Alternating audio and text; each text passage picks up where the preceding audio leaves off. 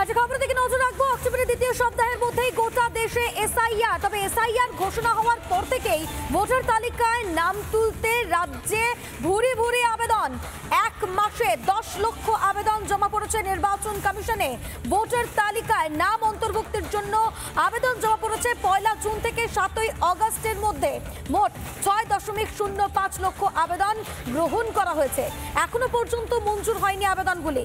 বাকি 40.23% আবেদন বাতিল হয়েছে এবং এই 40.2%ই ভুয়ো নথি দাখিল হয়েছে, এমনটাই সূত্র মারফত খবর পাওয়া যাচ্ছে। সবচেয়ে বেশি আবেদন বাতিল হয়েছে মুর্শিদাবাদ থেকে।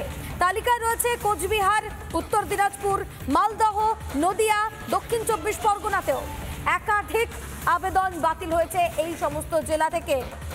নির্বাচন কমিশন সূত্রে যেমনটা খবর পাওয়া যাচ্ছে, মাত্র এক মাসে 10 লক্ষ আবেদন জমা পড়েছে ভোটার তালিকায় নাম তোলার জন্য, কিন্তু তার মধ্যে অধিকাংশ ভুয়ো নথি রাখা যাচ্ছে।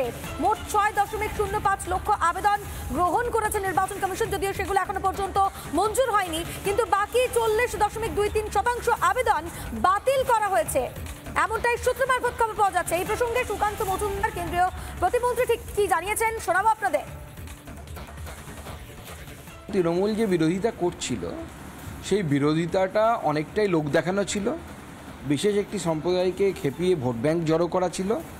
এ থেকেই প্রমাণ হয়ে যায়, কারণ সময়ের সাথে সাথে এসআইআরের জন্য যে সমস্ত নাম, সে BLA 2 হোক বা BLA 1 হোক, তাদের নাম জমা দেওয়া বা এই সমস্ত কাজ কিন্তু তৃণমূল কংগ্রেস কিন্তু কোনোটাই বন্ধ করেনি।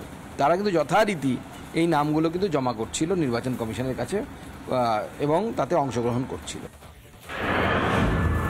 2016-তে সীমাহীন দুর্নীতি, এবারে 9 বছর পর যে পরীক্ষা হচ্ছে সেই পরীক্ষায় সিকিউরিটি ফিচার নিয়ে এবার একদম কড়াকড়ি SSC। এইটা করে কি দুর্নীতি রোখা যাবে উঠছে প্রশ্ন, কারণ ইতিমধ্যে SSCর তরফ থেকে একাধিক রেগুলেশন করা হয়েছে।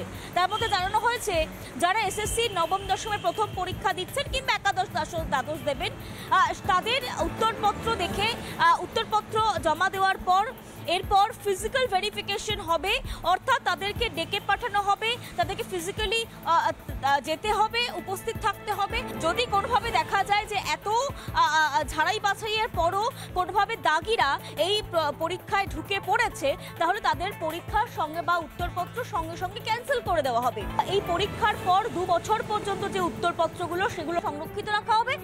এছাড়াও উত্তরপত্রের যে স্ক্যান কপি সেগুলো 10 বছর পর্যন্ত সংরক্ষণ করা হবে। ক্যামেরায় দীপঙ্কর কাঞ্জিলালের সঙ্গে পিঙ্কি অধিকারী, রিপাবলিক বাংলা। নানা ধরনের কন্টেন্ট দেখার জন্য লাইক করুন, শেয়ার করুন আমাদের ফেসবুক পেজ, সাবস্ক্রাইব করুন আমাদের ইউটিউব চ্যানেল। পাশাপাশি অন্যান্য ব্রেকিং নিউজের জন্য অবশ্যই চোখ রাখুন রিপাবলিক বাংলায়।